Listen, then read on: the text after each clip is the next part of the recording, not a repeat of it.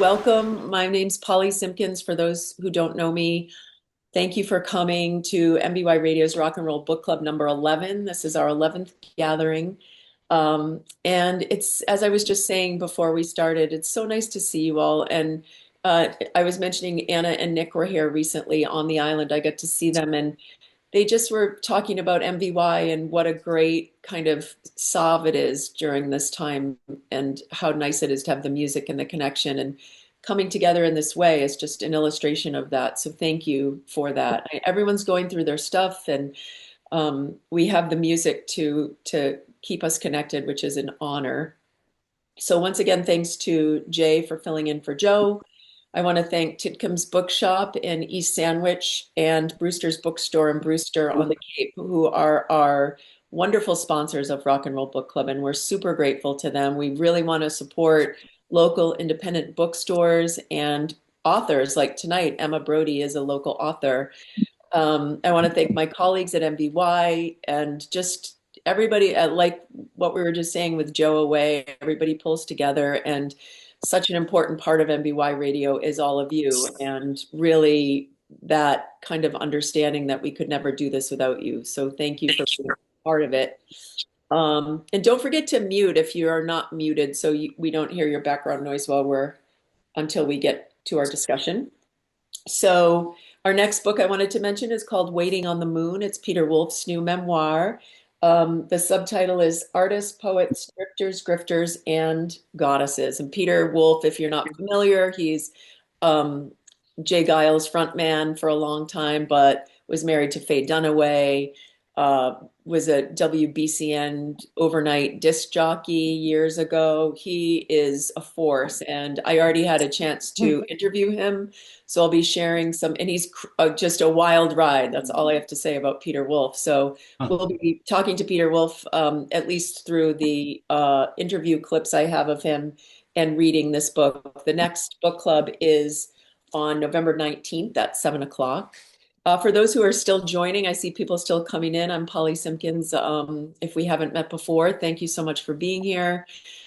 Typically, the format for book club is thanks to my son, Justin, helps me put together a short video. It's about 10 minutes long to kick things off, to introduce you to the author, Emma Brodie, to give you some backstory on the book and her life. She'll be joining us tonight as well, which is so exciting. And then just like 8 minutes of clips from an interview that I did with her. Just if you haven't read the book, it just gives you a sense of what's going on so you feel connected to the book. And before we start the video one last time, if you are wanting to be on camera, like we see, we are recording. So if you want to be on camera and part of this, let us know, because Jay is new, and we're making sure that people who want to be seen can be seen. Having said that, if you want your camera off, please just kick back, have a drink, relax, and hang out with us, because there's no pressure. We're just really, really glad you're here. So I think that's about it for welcomes. And again, I'm Polly. Thanks for being here. And Jay, why don't we roll the video? All right. We'll connect right after that. And if you can, turn off your audio while the video's playing, please.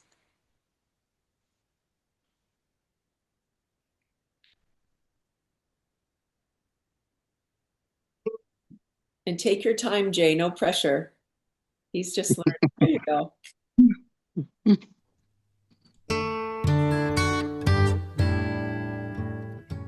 Emma Brodie has worked as an editor in book publishing for 15 years and is also an author and graduate of Johns Hopkins Writing Seminars program. Songs in Ursa Major is her debut novel, which was published in 2021, receiving the American Book Award in 2022. Emma's new book, Into the Blue, will be published by Random House in 2026. When she was 10 years old, Emma and her family vacationed on Martha's Vineyard for the first time, and she knew early on it was her special place and hoped one day she would live on the vineyard. Emma grew up in a musical family, and music has always been part of her life. Her mom is a vocalist and voice teacher, her dad a huge music fan and deep music listener, who first gave her the album Sweet Baby James. James Taylor's music has remained an important part of her life ever since. Songs in Ursa Major is set in the early 70s and follows singer Jane Quinn's rise to fame and her tumultuous love affair with folk hero and beloved musician Jesse Reed. This book and its characters are inspired by Emma's deep respect and research of the music of and relationship between Joni Mitchell and James Taylor and their blissful love affair long ago, which was a great time of creativity and success for them both. Emma now lives on Martha's Vineyard with her husband and very good dog Freddie Mercury. Recently, I sat with Emma to chat with her about her writing, as well as James, Joni, and all the characters that make Songs in Ursa Major a wonderful step back into the world of love and loss, where even the wildest dreams really do come true. So close your eyes. You can close your eyes. It's all...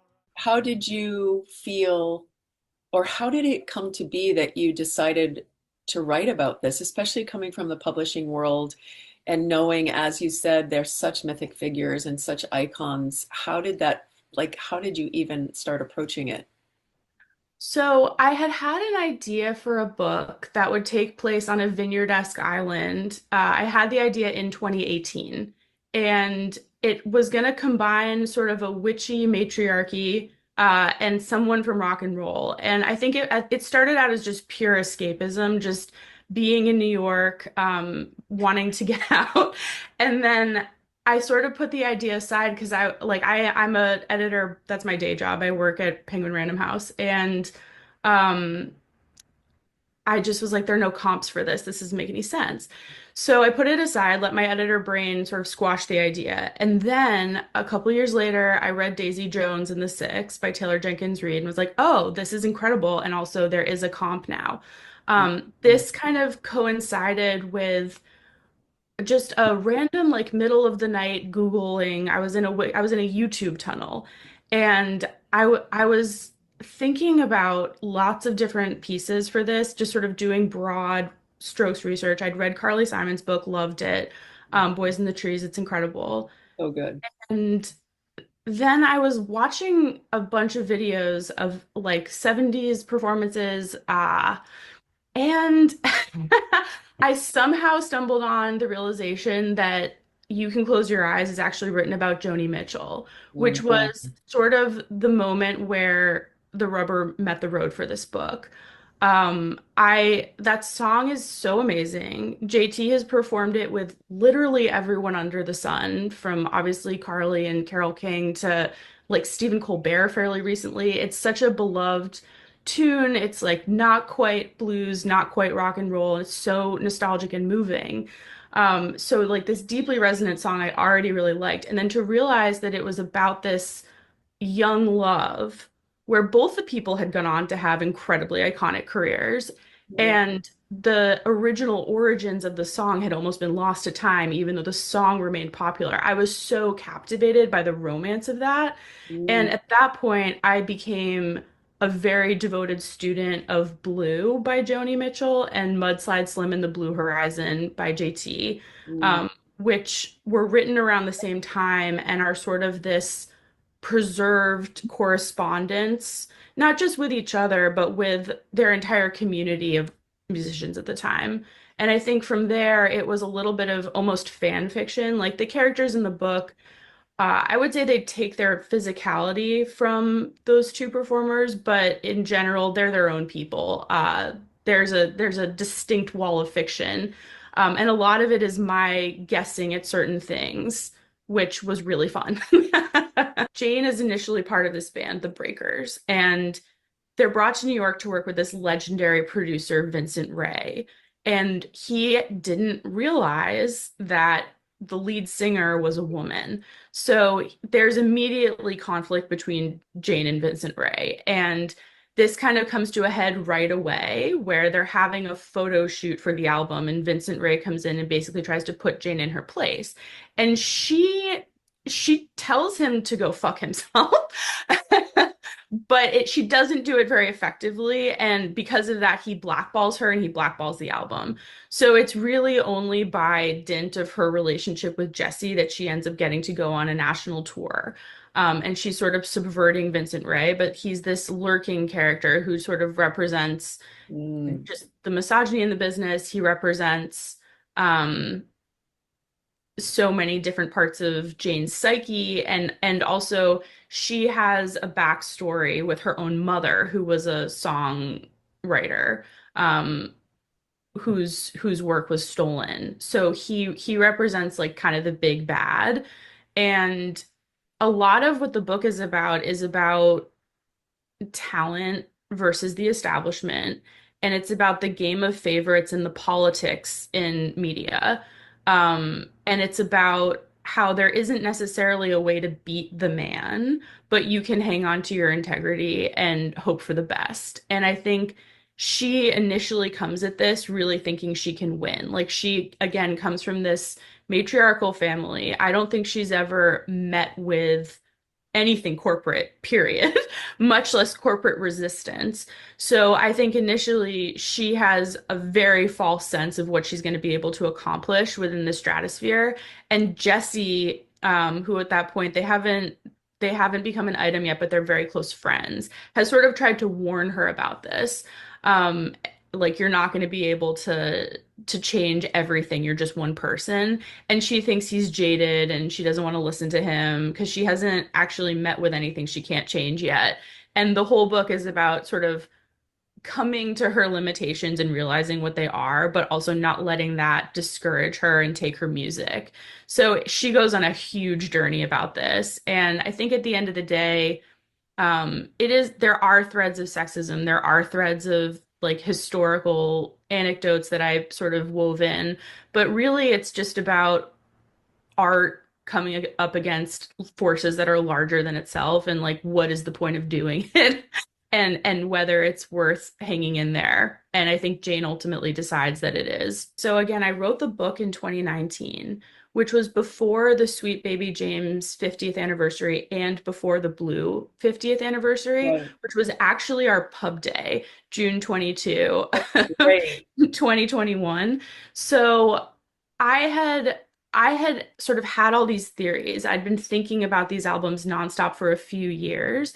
And then because of the anniversary celebrations, all of this journalism was dug up. Like James Taylor released an audiobook original that recounted the first 21 I years of his life know. a Great shot. year before my book came out, but after I'd done the research. So it was interesting and there were similar things around the Blue anniversary. So much came out that I had only theorized.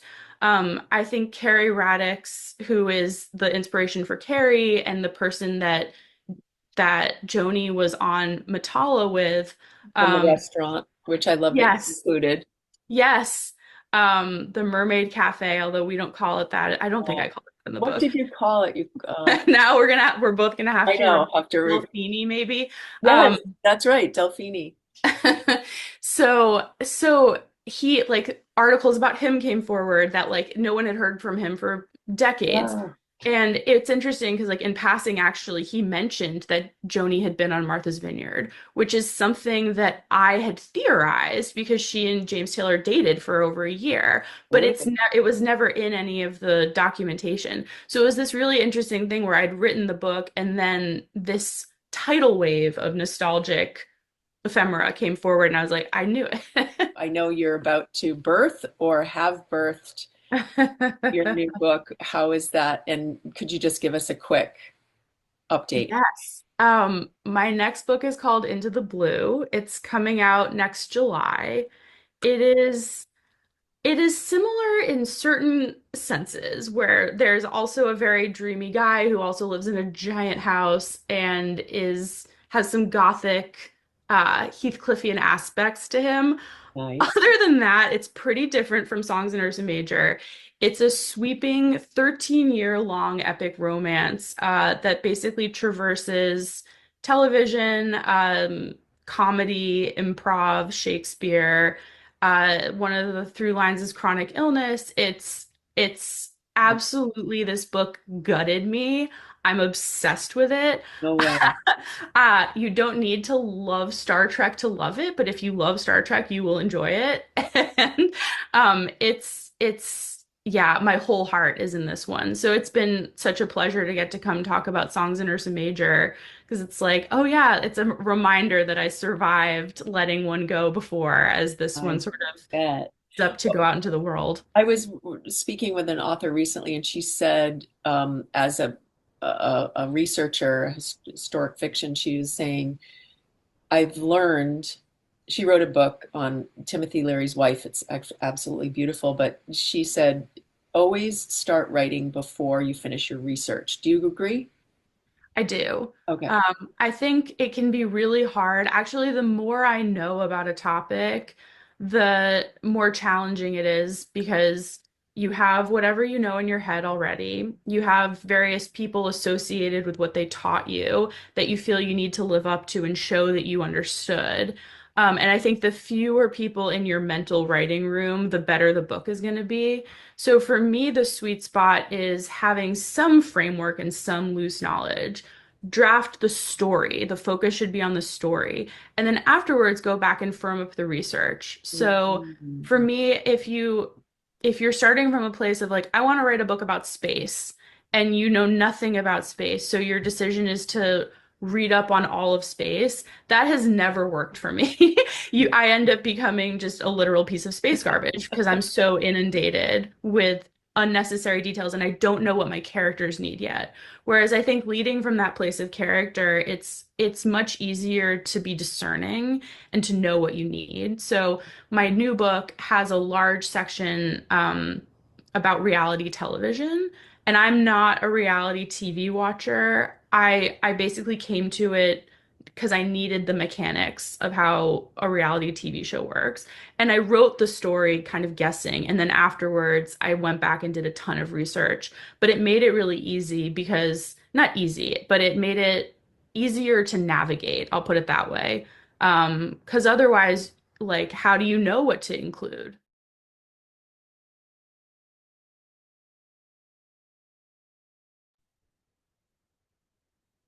That was awesome. Welcome to everyone who joined while we were watching that video. Thank you for coming. Emma, here she is. Oh my goodness. Hello. So Hi. nice to be here. Thank you all for coming. This is so cool. You can see my office lighting at like first thing in the morning and then at 7:15 at night. So, I know, I love that, the kind of confluence. I was just about, I didn't know you were here yet, and I was just going to say how fun it is to talk to you because you're so, obviously, as we all saw in that clip, so animated and excited about your writing and the process and the journey that you go on with each of your novels. So thank you so much for sharing. It's so fun to see. Um, I wanted to ask anybody, first of all, welcome to those who, like you, Emma, joined while we were watching that video about Emma.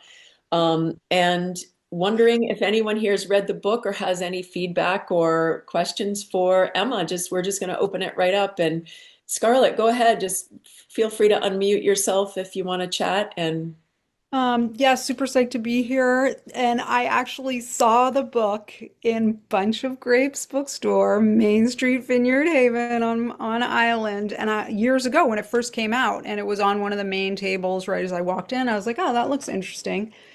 And I read, the inside jacket, and I was like, oh, cool, I'll get this. And then that was so many years ago that my middle-aged brain was like, oh, now it's a rock and roll book club. Let me see how much of the book I can remember. And so this time around, I read it again, which compliments to you, Emma. I don't often do, but I listened to part of the time I listened to the Audible, which was really Mm, fun. And mm, just so thank you so much. And I guess one of the things I loved, if you care to, or anyone wants to chime in about it, is just that moment. I think it's about halfway through the book where the two main characters are talking about that kind of transcendent experience of performing, mm, where they get into the flow state and mm, time evaporates mm. and they're just in it and everything else is gone. Mm, And you described it so well. It gave me that sense of the flow state. Like you mm. helped me to touch it in that moment of just reading it. So thank you Oh, so I'm getting much. chills. That's Yeah. so kind. Thank you. And thank you for reading it twice. That's amazing. Yeah, compliments. It was And yeah, awesome. Bunch of Grapes is incredible. Molly's amazing. Both of our island booksellers are so amazing for the local author community. It's amazing. So that's great. Totally. I wanted to ask about that, Scarlett, because that's such a good point.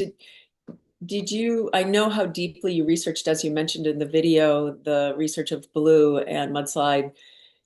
Do you think, how did you come to a sense of what it was like to perform, like Scarlett sang and be able to illustrate that so well? So it's such a great question. I mean, I have some performance experience, which you don't need to be a good performer, which I'm not, in order to sort of write about it, I know what it's like to be on stage. I know what it's like to face a large crowd. And so that was really helpful just as far as sensory details, like knowing what wings are called and like how it feels when the light hits your face, and like the sound stuff is definitely from firsthand experience. And then I think flow state is like anyone can experience that, right? I mean, all that means is that you are just so thoroughly focused on what you're doing that you lose all sense of time. And so in those situations, I can just write about writing, right? Like that's what does it for me. So there is like this meta aspect where like I'm probably in the flow state writing about the flow state, but it's I think a lot of our best books are writers secretly writing about writing. And that moment you're describing, or those moments in the book, are definitely where I'm intersecting with that for sure. Beautiful. Thank you. And Joyce has a question, has her little avatar hand raised. So, first of all, I really enjoyed the book, Emma. It was wonderful. Um, what I really wanted to ask about, because I was just intrigued by this, is obviously Mm. you're a writer and you're writing the book, but there's lyrics in the book as well. So I'm wondering what your process was, or if it was any different to write lyrics versus writing the book. I mean, did you have like a song in your like tune in your mind, or was it just kind of poetry? Just poetry. I had a list of different songs I wanted to do as kind of an inventory, like organ donors, for lack of a more delicate phrase, because I knew I wanted to have that like forensic experience of piecing together, like, oh, we saw Jane in the bar, and now we recognize this lyric about the bar, so we can, like, I feel like that's part of the fun of a book like this. Um, so I had like a list of songs I wanted. I wanted like certain songs for the Breakers, certain songs for Jane, Jesse, Loretta, all of them. And it was just such a high volume of things I needed to do. I feel like it really freed me up because I was sort of like, well, this isn't Emma writing these songs. This is Jesse writing these songs. This is Jane. And I just kind of went for it. And then one of my siblings is a musician, and I was able to send them the lyrics, and they wrote some music for a few of the songs. So that was really cool because it was this moment of getting to see, like, oh my gosh, I actually made a vase. It actually holds water. This isn't just words on a page. Like, this is actually something that can work with melody. And then being able to have that experience and understand the momentum and the excitement of it, and then also see how, having a melody ends up retro writing certain lyrics, and you're like, oh, that doesn't really sound as good if we sing it, but if I change this syllable to like a long vowel, then that's better. So I got to mess around with that a little, like, again, very amateurish, but it was enough to let me write about it, if that makes sense.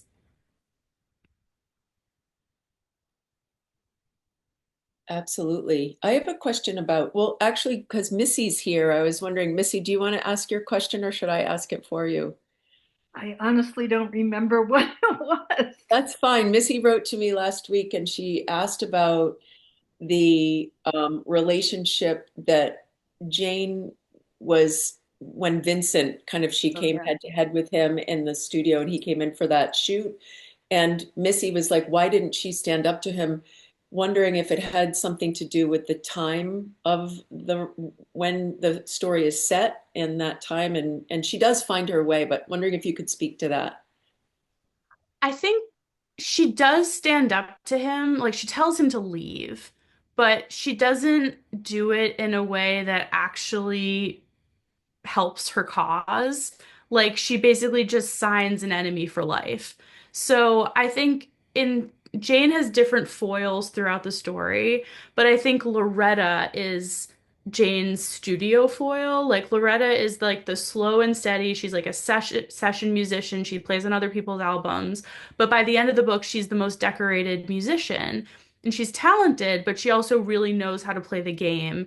And so it's interesting to think like how would Loretta have handled that? Like like she probably wouldn't have broken the rules in the first place. Whereas Jane, I think at that moment has very little sense of the business. Like she's like, I'm the talent, I'm what matters. This is going to be fine. And and I think like her I think it's more like showing her greenness there. Like she just doesn't she has no idea what she's contending with. Um, so it's sort of like she thinks she's won, and like maybe she won a point, not even like the full round, but she ends up setting herself way far back with like very lasting consequences. It's so true. But she finds her way. That's She for sure. does.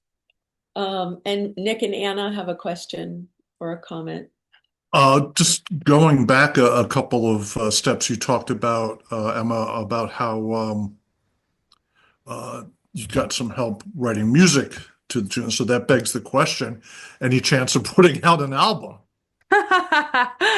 or having That is, somebody do I something? mean, I'm here. If anyone wants to be the band and the singer and all of it, I will be the person who like maybe plays the triangle and I'd be happy to help with some lyrics. Very supportive tambourine artist right here. I think that would probably be my contribution to the album. So I wish I had those abilities, but I think I should probably leave it to other people.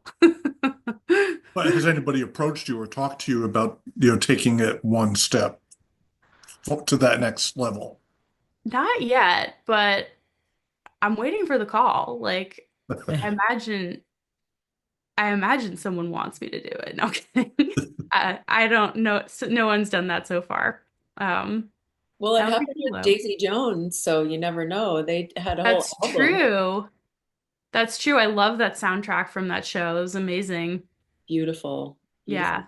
Was let and for those who didn't read the book, there obviously there's some lyrics that we're talking about. Was Let the Light Go your version of You Can Close Your Eyes? Yeah, for sure. For I sure. thought, So that's one of the main like kernels of inspiration that the book grew out of is that for whatever reason I had it in my head that James Taylor, who I refer to as JT, so if I start doing that, that's who I mean. I don't mean Justin Timberlake. JT had written that song for Carly Simon, and in my head, that's just how it was cataloged. And then I was doing research for this book and I realized that actually he had written it for Joni Mitchell and it just blew my mind because I didn't even realize they dated. And it was crazy to me that this song, which is like, it's one of his workhorse songs, like he's performed it with everybody from Carole King to Stephen Colbert. Like you've all seen it, you've all heard a million versions of it. And it's such a good resonant song. It blew my mind that this thing that's still famous the origins of it were so erroneous and completely lost to time. And what's crazier to me still is that both James Taylor and Joni Mitchell are still famous in their own right, but most people don't even realize they're friends or had a relationship. Like again, like that video where like if you want a really awkward experience, go try to talk to a group of people while you've all just watched a video of yourself. But what I was talking about there about how I lost my train of thought. I got embarrassed and I lost my train of thought. We were talking about yeah, the you were just talking about about watching a video together. Was there a video you were referencing? nope, Oh, just okay, myself. that's okay. Okay, let the light go. You can close your eyes. I had not, I did not, most people don't know that James Taylor and Joni Mitchell had ever been an item. And for some reason, they just occupy such different parts of my brain that like it catalyzed a reaction where I was like, oh my goodness. So what would characters that had similar sounds, like how would that work? Like I had sort of been struggling because um I had this idea for this matriarchal family, but trying to fit other musicians as like a composite character into what I thought the backstory for the book should be wasn't working. And then when I was like, oh, maybe Joni Mitchell's the template, suddenly everything erupted. And so I think what followed was like a very in-depth research phase. And then eventually the characters, who are completely separate, even though they all have J names, it's very confusing, eventually lifted off of the original composites and walked away as their own people. But it was this incredible moment of just realizing that something can have such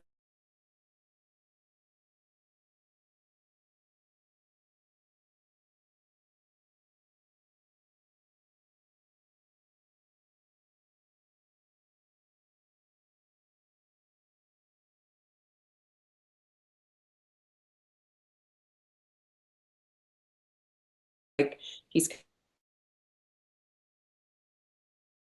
it's something that, I mean, they've continued a friendship from what we can Yeah. Well, see. exactly. It's like the As much, teenagers that do yeah, their social media are very good about recognizing each other online. And they've intercepted, like, I think they were both at Newport recently, like within the right. last few years. And I'm sure they have like whatever private their actual relationship that we're not privy to. Sure. Um, but Um, I was wondering if anybody, because I was fascinated by this, when you read and you picture places and things in your head in the story, especially something set on an island like Martha's Vineyard. And so for me, I have all these place settings like of, you know, descriptions of the things that happened in the story. First, I'm wondering if anybody else has that because I've read that not everybody does that. So maybe that it's not usual, but I'm wondering if anybody else has places they've assigned in their head to uh, places in the book and also characters, because I kept thinking of Jesse as like a Bradley Cooper in A Star is Born type. I just couldn't, like in my head, that's what I pictured the whole time. So I'm wondering if anyone else had a similar kind of experience or when they read. I was just going to say, I happen to live near McLean's Hospital, and I've been there. I had a friend that went through addiction. mm, And that is a very heavy place to go. yeah. So reading about that really brought that whole addiction thing and Mm, what McLean's is like. yeah. But then it also catapulted me to the Chateau Marmont Yep. in LA, where so many tragedies have happened and drama. And Yep. I also lived in LA at one point, Mm, and that is a really spooky place. so spooky. So Interesting. spooky. Oh, go ahead, Sarah. Thanks, Missy. I was just going to say, so I actually haven't been to the vineyard since I was a little girl. But I lived for the last 10 years in the Hamptons in Montauk, and it's kind of a similar type of thing. And I feel like you just so amazingly captured the nuances of being a local, Mm, kind of like the romance of it, and then the isolation and the recognition. And I thought that that was just a great thread that I really loved throughout the whole book. So, thank you so much. yeah, That's I amazing. agree. And come visit, Sarah. We'd love to see you. Yeah, I exactly. know. Exchange I know. program, seasonal vacation exchange program. Seriously. But Emma, I do have to say too that when the the part of the book where Jesse and when it's over Christmas and they Mm, kind of have their final breakup, I didn't know if I could keep reading. I was so upset because I knew they couldn't get back together, but it was so incredible because I felt like at that moment it became a different book almost. yeah. this like such a pivotal point for me, and I'm not sure if you meant it to be like that. Mm. But then the whole kind of second story, right, unravels with her mother, and then it seems like she really grows up, and I don't know if you had that kind of in mind. Yeah, I think I knew what I wanted to do with the mom from the beginning. And with Jessie, there were like certain experiences I needed her to have, and I needed certain amounts of distance.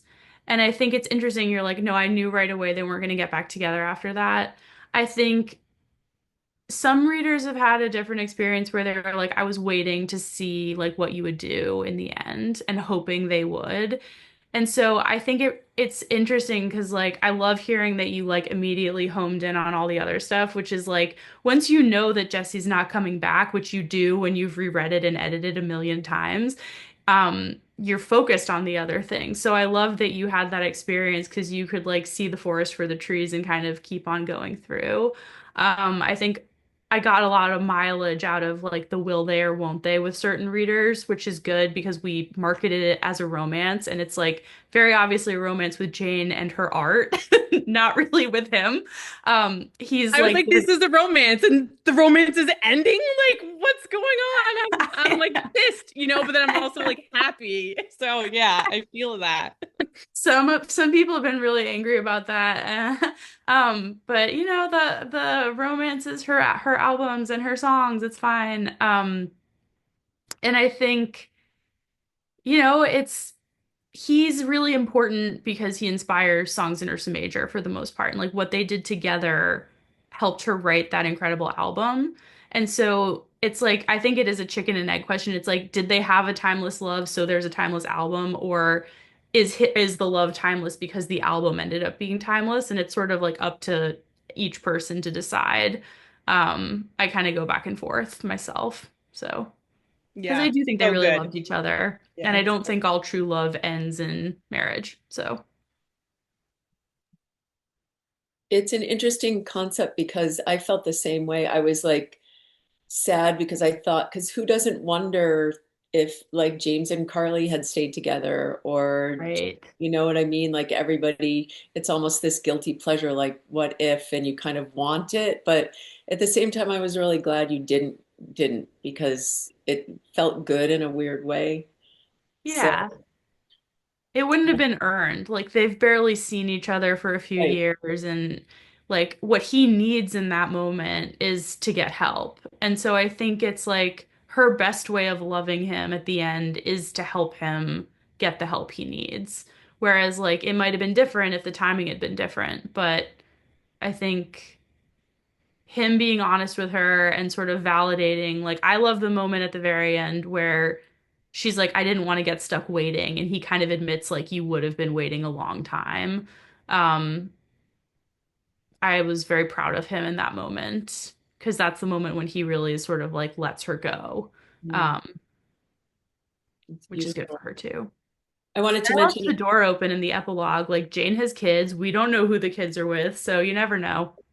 yeah, they all went on to have their own lives, which was really nice. And Jennifer mentioned in the chat, she said maybe Emma could start with a hot seat at MVY. You could do like a Songs in Ursa Major hot seat. I think that's a great idea. I mean, I'm a neighbor. I live very close to MVY. I actually walked by earlier today to do my steps. So you just call me. I'll be right there. No worries. Won't even That, drive. You don't need to save me a parking spot. I'm ready.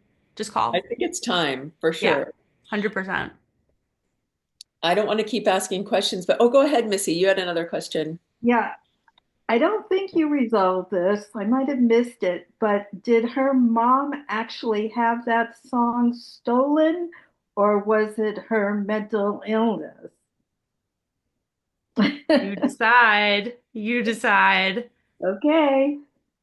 I think it was stolen. I think she did write the song. I have faith in Charlotte, but she's also got some issues. So. Interesting.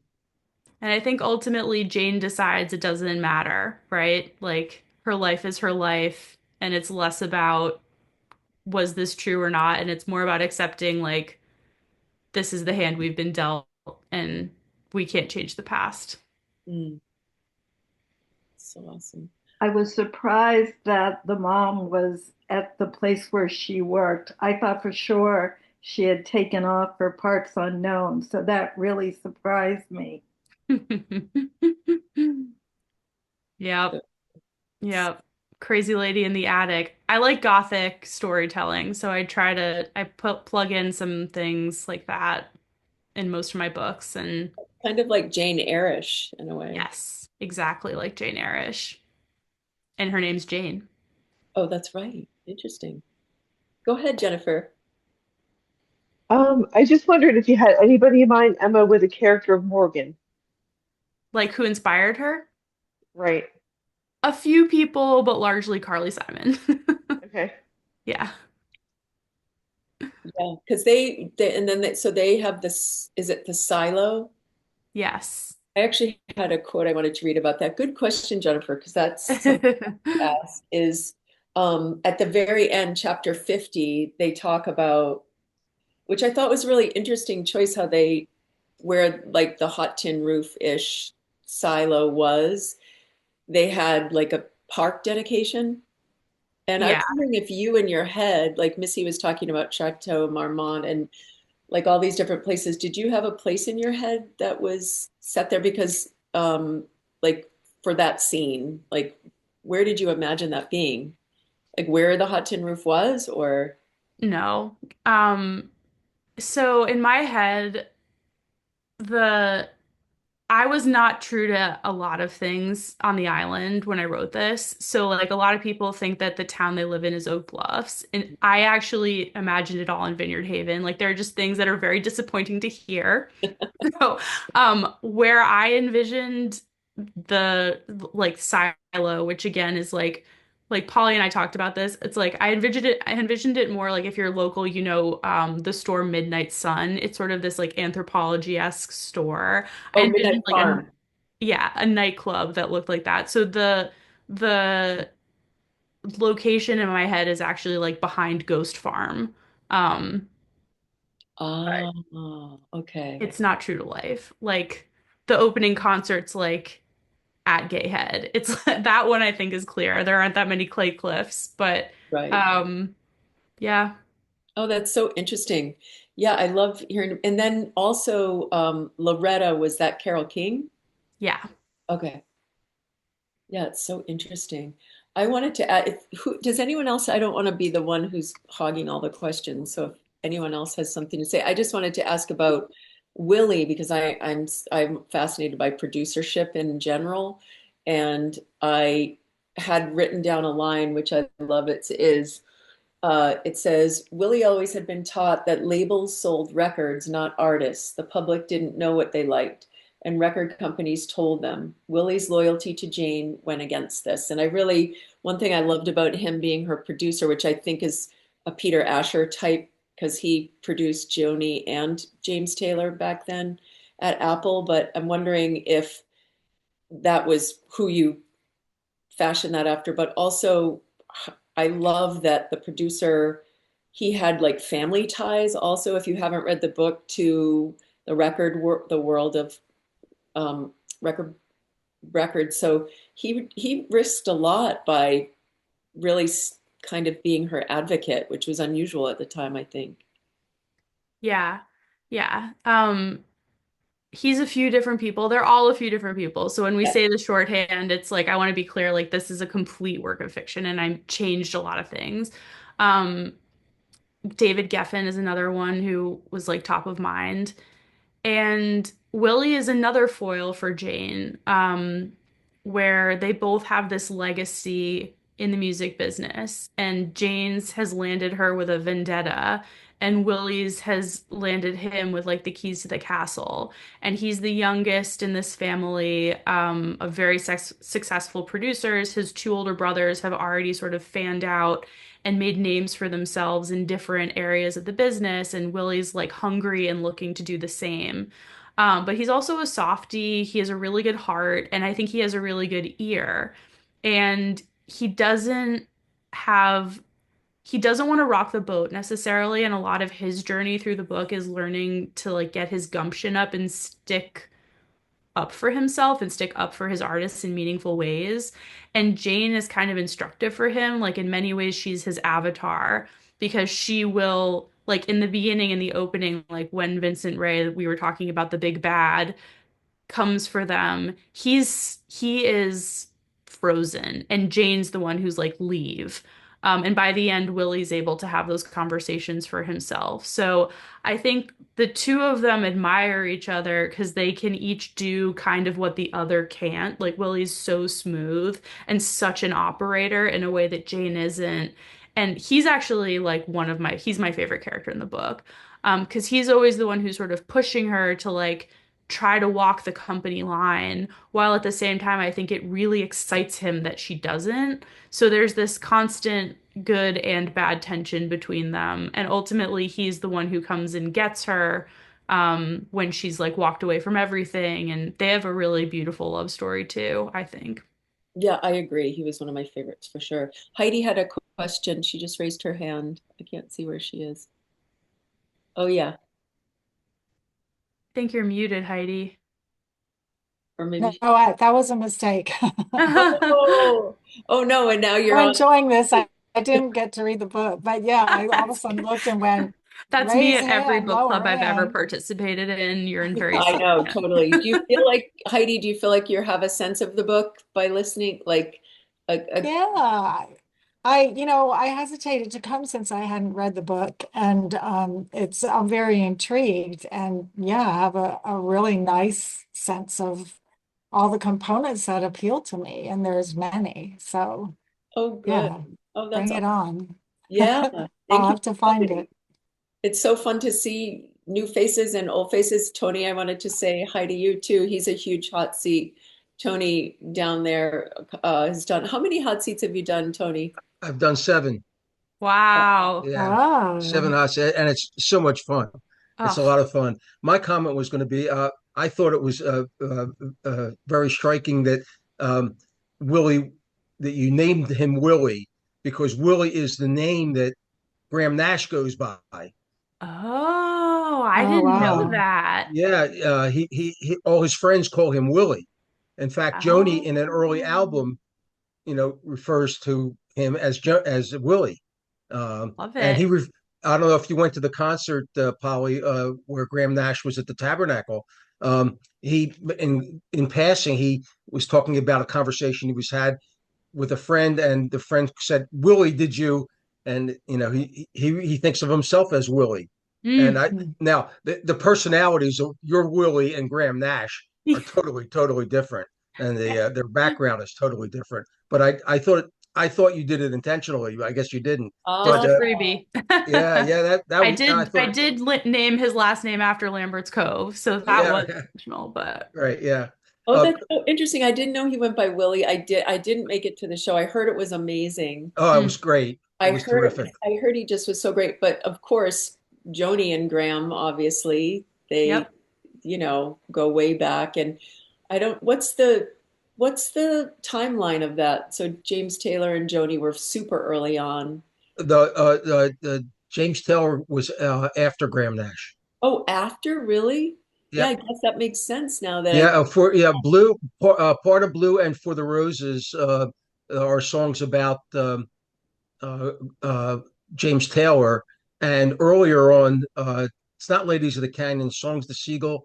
They're more about Graham Nash. Yeah, oh, her very early days in the Laurel Canyon. Yeah, I wanted to also comment that for me, one of the striking things was the graphic misogyny in the book. Mm, A lot of artists and Joni herself has talked about, how difficult it was to be in the man's world, and Carole King has spoken about that as well. yeah. And in a lot of different professions, women who have made it now talk about how hard it was when they first got started. But those are more like anecdotal comments, in passing. Here you have it, see it really graphic, and Yeah. it was very very effective. I really enjoyed. I didn't enjoy the concept, but I enjoyed learning, seeing in a creative way the manifestation of that misogyny. It was I striking. appreciate that.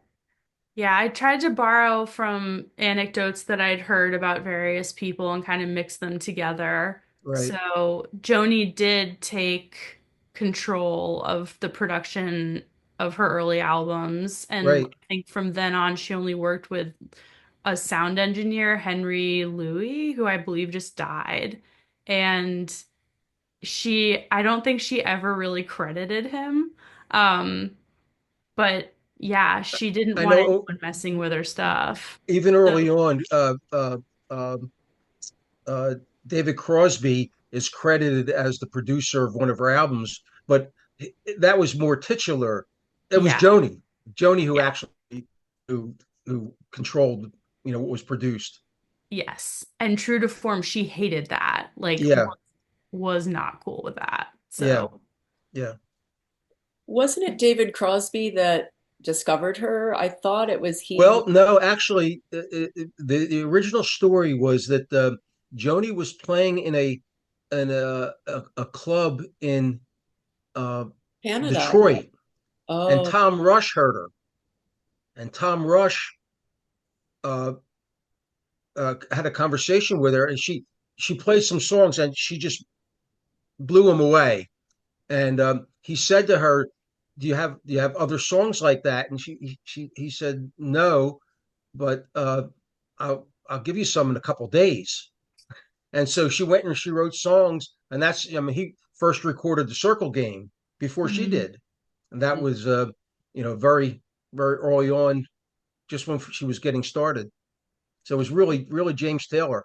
maybe it was Oh, also. excuse me, Tom Rush. I Excuse me. thought David Crosby brought her to Laurel Canyon for some reason, but I may be That wrong. Yeah, that was after Tom Rush. The Tom Rush Interesting. meeting in Detroit was earlier than that. You are clearly a super fan. Are you a big Joni fan? Oh, I've read everything about her. I saw the blue the tour, the blue tour. She Mm. came out on stage in a beautiful blue gown with a Oh, dulcimer. oh, Uh, Saw her at the Academy of Music in Philadelphia. It was magical. oh. And I happened to be law partners with a man by the name of Bob Brecker, whose sons are the Brecker brothers, Randy and Michael Brecker. And Randy Brecker or Michael Brecker played a lot with Joni. He's So a cool. he's a Mhm. saxophone player. So Interesting. yeah, So cool. Thanks, Tony. I didn't realize you were such a huge fan. I know. Love it. Has anyone seen this is a new book? I Dream of read Joni. it. Oh, I've read see, it. Yeah, you're on it because that's yeah, new. yeah. It was terrific. I really enjoyed it. I agree.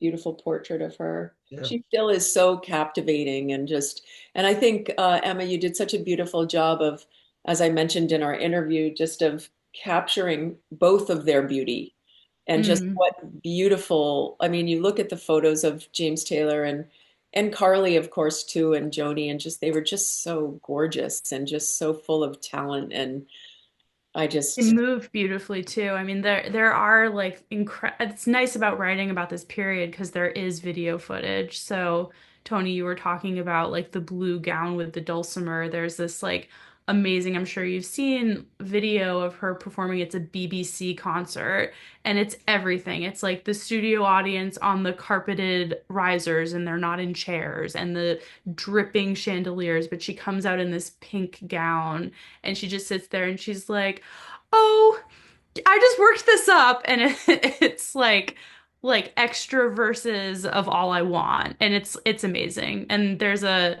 from the same series there's an incredible concert from of James Taylor and he's in this like green knit sweater that I guess she knit for him. So he's beautiful and young and like the blue eyes and like beautiful. all of it's amazing. Oh, It's he like was beautiful. very angry, strummy Fire and Rain rendition, but like his face is totally blank. It's just, yeah, so good. And she knit him a sweater. And she wrote about it in All I Want too. Oh, So that's it right. all converges. Yeah, Wow. So great. so So good. fun to talk about. And it's so fun to see all these faces and everybody coming together to This is a celebrate. good turnout. This is a great turnout. It's so nice. MVY, everybody shows up for, I mean, MVY people are the best. And as I always say, it's just nice to come together. And as I was saying before some of you got on, it's like Nick and Anna were here on the Vineyard and I got a chance to see them. And just that reminder of how important music is now and always. And at that time, that was a turbulent time in history that you wrote about. You know, there was a lot Mm, going on, and the music just survives and it continues to take good care of us. So it's nice. it is. It's an incredible time. It's like the journalism of the time talks about how the Vietnam War had screamed itself out. And so then Laurel Canyon is this mellow response where people are just they're just done. Like it's not protest songs. It's like we just need to breathe and you start seeing these solo acts. So yeah, it's an incredible moment and the music has had such staying power because the production was just so high value. They just did such a good job. They did such a good job. Well, thank you for preserving it for all of us. Is there anybody else before we finish up that has anything to say? What about you, Mark? You must have something to say.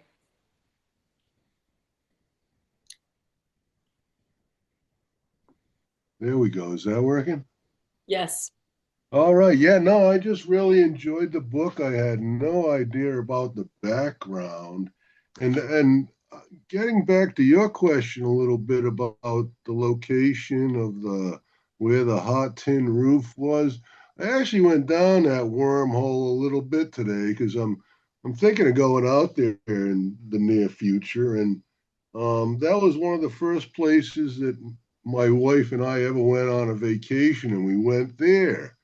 And going down the wormhole, I'm hearing something about a fish market or a gourmet food place. Is that what I'm looking for?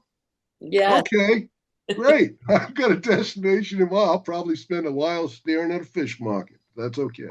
Yeah. And Well, then I really did enjoy the book.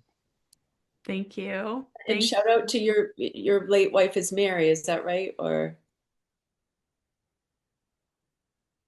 oh, you're muted you. now. But anyway, yes, and it's a Oh, beautiful. Oh, go ahead. Now we can hear you. yeah, these buttons, Polly. I mean, I know. boy, I can't imagine what the hot seat's going to be like.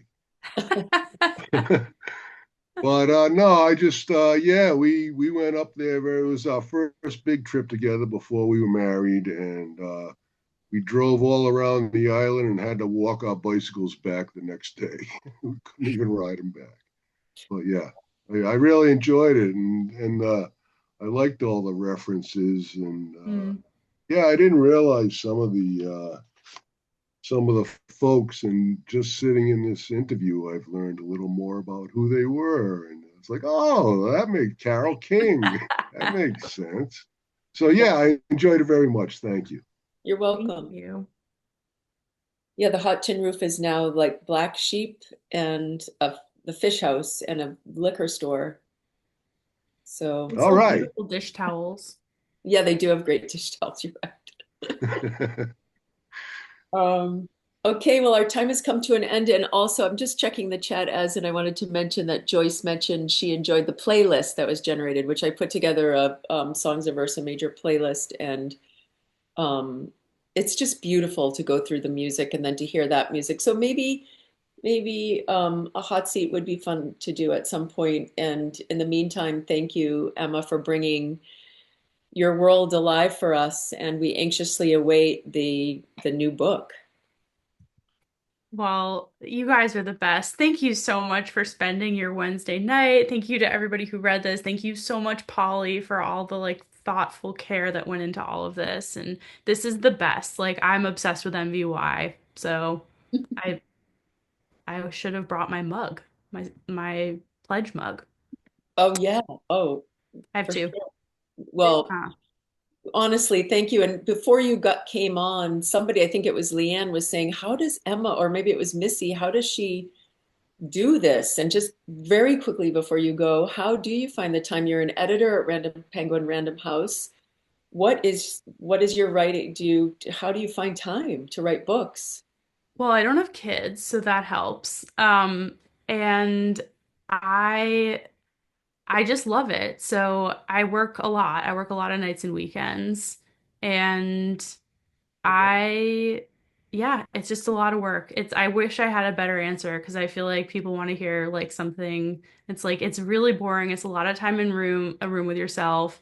If you have a day job and you're your own patron, which most of us are, invest in a standing desk, invest in a device that'll tell you to stand up once an hour, because apparently that's something some of us forget to do. But yeah, it's just like Just do if you're writing about stuff you love, we were talking about the flow state earlier, like it truly is like the best part of everything. And I think for me, like the characters are so real to me that like I just love spending time with them. It's my favorite way to spend time with people other than my husband and my dog, who's for sure a person. So yeah, it's a lot of nights and weekends. Well, it sure pays off. Thank you so much.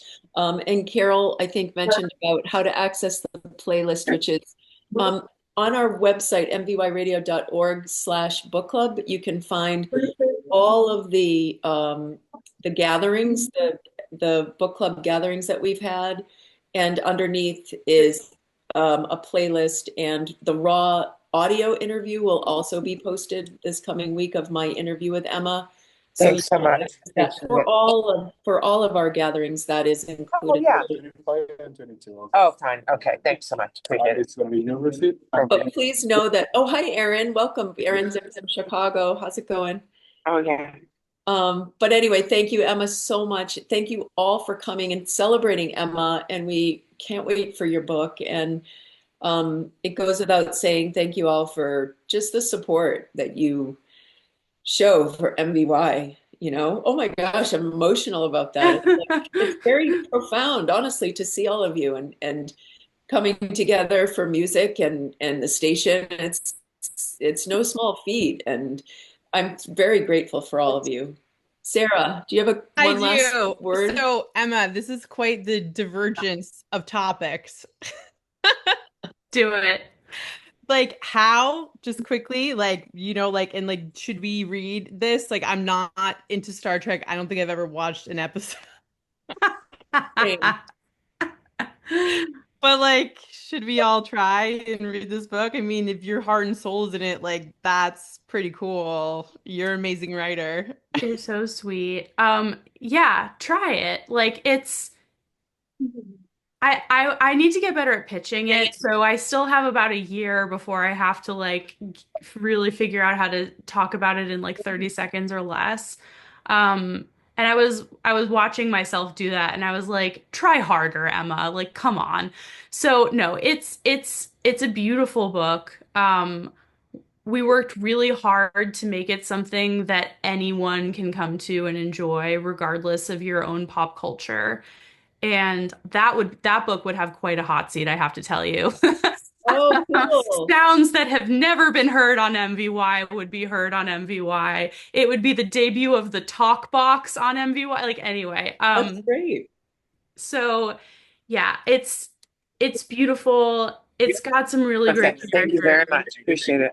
And The also, Star Trek of it, I would say, is like a light dusting. It's mostly a love story between two really incredible people, and he ends up becoming like an Academy Award winning movie star. She's a writer for SNL. They're amazing. So yeah, I sold it short. Like I think you would enjoy it. Cool. Can't And wait. if you don't tell me.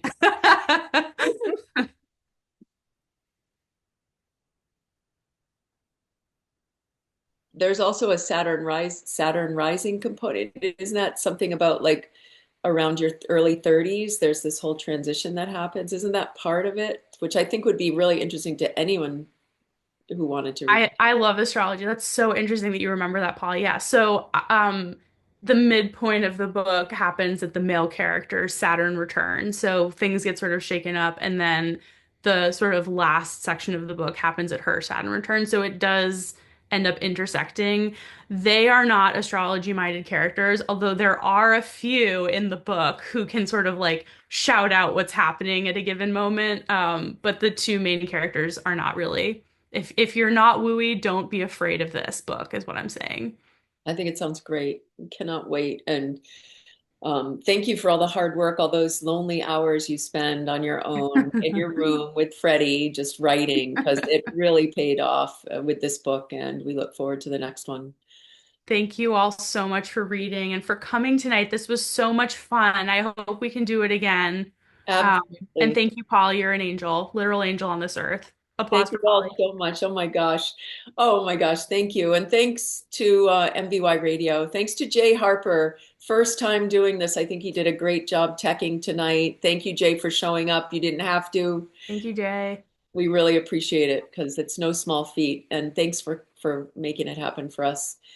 Have a great rest of your night. Again, we'll see you in November. Peter Wolf's book is our next book, and he's a fascinating character and a great interview I had with him. So I look forward to sharing that with you. And we'll see you in November. Thank you. Awesome. Thank you. Bye. Bye. Thanks again. All right. Bye.